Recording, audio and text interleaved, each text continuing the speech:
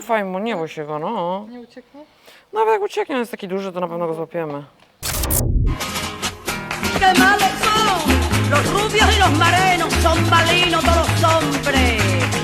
Malísimo, malísimo. Lo que quiere es que te coma el tigre. Ujęcie drugie, dźwięk gotowy. Hello, hello, hello, zajączki. So today's episode is dedicated to explain a little bit how to find your perfect horse to buy. So obviously one of the things, and then the I think the most powerful thing is the look and how they look like. And so for those who really dream about a Spanish horse, the Spanish horse, proper one, would be a stallion, at least for me. The stallion with long mane and long tail and very baroque horse. So 52nd, the king of Spain, he decided to create, I think it was 16th century, he decided to create this breed which is so unique and so different than any other breed, and it's supposed to be a Spanish horse. The Spanish horse shouldn't be too big, it should be just right size to be able to ride with a man. So about 151, 65 is allowed. There are horses much bigger than that, like our Merci. He's at least 172, 5. So he's quite big for this breed. So the Spanish king wanted to have the horse, the perfect horse, which is like in those days Ferrari.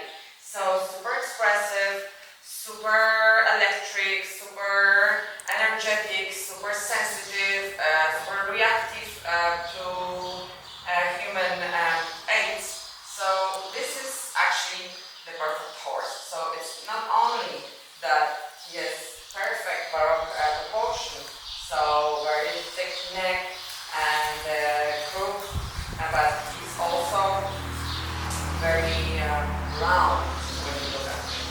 And always bright look, not too big eyes, and the profile, it should be cara camera a little bit, so the face shouldn't be plain, it should be a little bit rounded, just right here.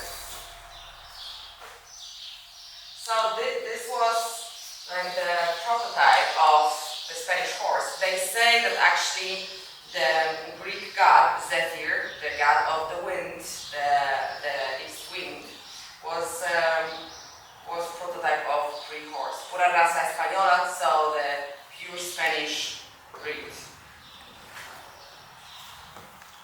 So you would think this is what you want. Round horse, big butt, big neck, a lot of hair, a lot of mane, a lot of tail, and that's perfect. And you have your own unicorn and you're happy with your horse. But nothing more wrong to admit. The horse should be like a puzzle to your character, to the chispa, the fire you got. So we need to find the horse actually. So we are very energetic and very need to work every day. Personally, for us, a horse like that, the energetic, the horse who needs to work every day. If we are a little bit scared, if we are unsure, if we are we can be more strong with the aids, then definitely the horse should be more down on the lower side of energy, and this is what you're looking for. Part of that, Spanish horses, they are very horse-like. They are like Labradors. They are very, very attentive and very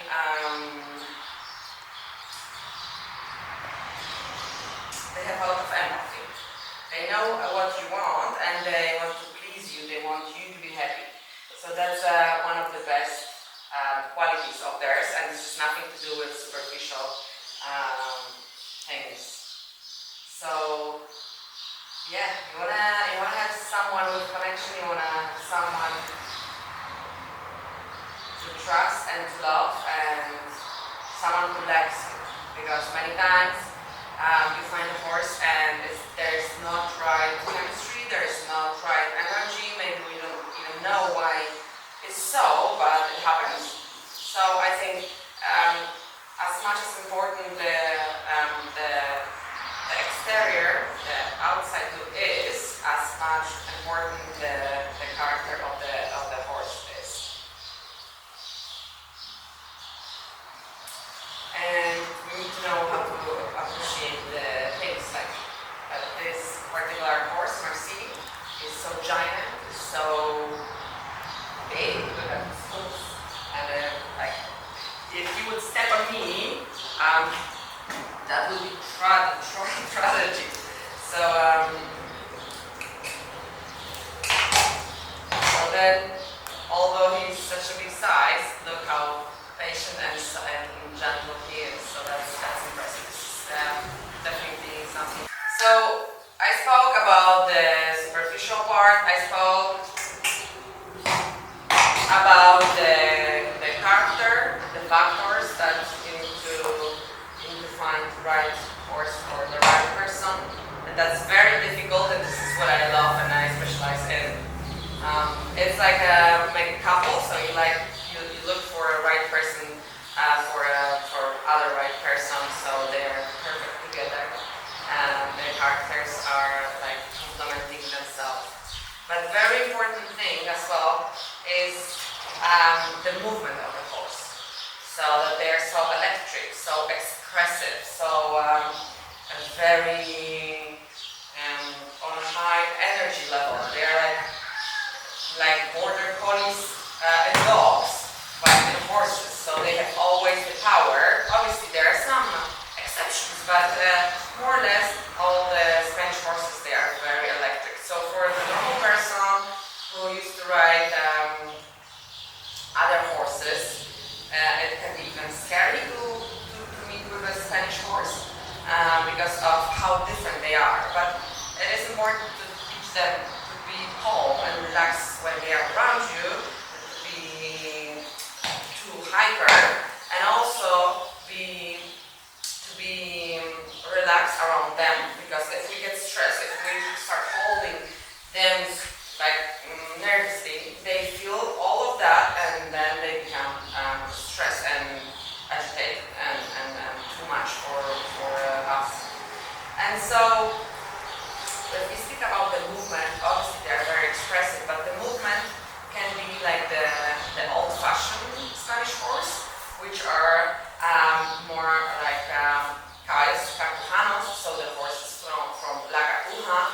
I think it's monastery. Monastery is the word where the monks, they created actually the Carthusian horses. So Carthusian horses is like some group of one of the most old group of Spanish horses.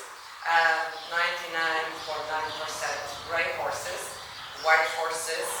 When you look at them, very beautiful, very expressive.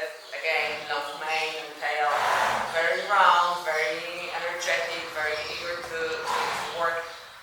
But then they have this movement outside, bilardowanie in Polish. And so the movement is like very expressive and very visible, but it's not good in nowadays classical dressage competition. So the newest line of the Spanish horses are the one with the more sport movement, more forward instead of up and to the side. So they are moving actually more forward, and it's important that they have good walk, which is very complicated when the horses are hypersensitive and they are so they are like in between of trot and walk. So nowadays we're looking like in case horses which are getting the ganar terreno, so they are taking more of the ground while making a step. And before it was just about impressions. So because they're royal horses, the horses in the courts, the horses in the castles and like high level of society, they supposed to be looking royal and they're supposed to move royal. And so the moving Philip second had in mind was the movement that everyone cannot pass by without looking at the horse because of how expressive he is. So yeah, that's also something worth mentioning because you can see many Spanish horses looking for one for you, and you can see the one which are moving like more sporty way, I would say, and the one looking more classical, like old Spanish classical way. Okay. This breed is very practical, so it's all perfect, in my opinion, almost for everyone. That you need to find the right one. But you can use them for classical dressage, for jumping not so much, but like lower fences they can definitely jump. For 𝒹𝑜𝓃'𝓉, which is like Western, but the Spanish one, obviously the 𝒹𝑜𝓃'𝓉 was the first style, and Western is coming from the Spanish people bringing that over the ocean. So they're very practical. You can do nowadays at the escuela, the 𝒹𝑜𝓃'𝓉, so saltos de escuela, so all the jumpings and all the high elements like piaf, passage, they love it. Spanish walk. You can start in competition and working equitation, which is like almost like agility for horses, which by the way is another agility for horses that does actually exist, and it's another style, and the competition you can take your part of it. So they're good for horse tricks, and they're good for just to be a friend and family horse, and yeah, they can be very practical. So they are one of the oldest breeds, and then there's many breeds coming from the Spanish horses actually, even like American Mustangs. For sure you've heard about Serrano horses, which are like almost brothers. It's a very young breed and comparison to Spanish horse. They gave blood to Frisian horses, for example, the black pearls. They gave blood for Lipizzaners from Vienna, Austria, and the Spanish Schule, the Spanish riding school, but in Vienna. It's also a thing worth to see.